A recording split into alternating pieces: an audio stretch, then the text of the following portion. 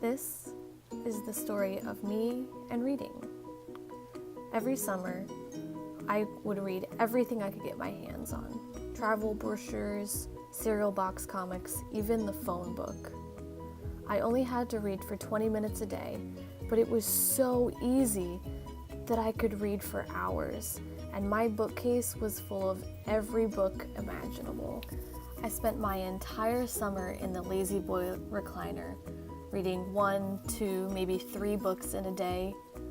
Breakfast, lunch, and dinner was the only way to get me to stop reading. Either that, or my mother yelled at me to go outside.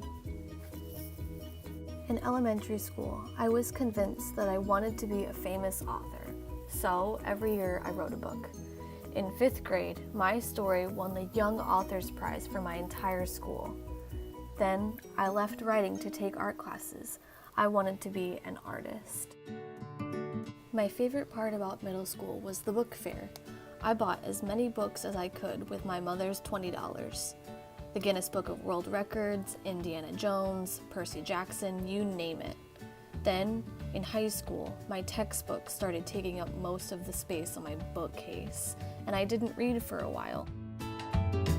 My parents wanted me to study harder in math, so instead, I kept a few of my favorite books and read them under my covers at night.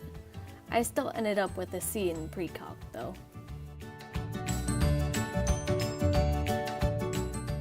One thing I like to do when I read books is smell the pages.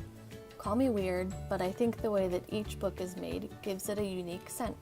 There's a comfort in holding the physical story in my hands.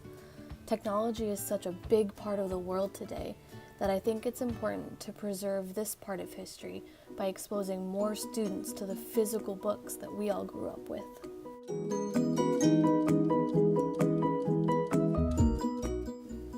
Another thing I like about reading is the chance to escape this world and fall into the world of the book I'm reading. It's cheesy, but it's completely magical. That's the reason I would read for hours, because I was only present in what I was reading. I definitely think reading as a kid profoundly impacted my ability to write stories and follow this path in college. Not only am I a better reader and creative writer, but I developed life skills based on the books that I read and shared with my friends. I hope I never stop reading.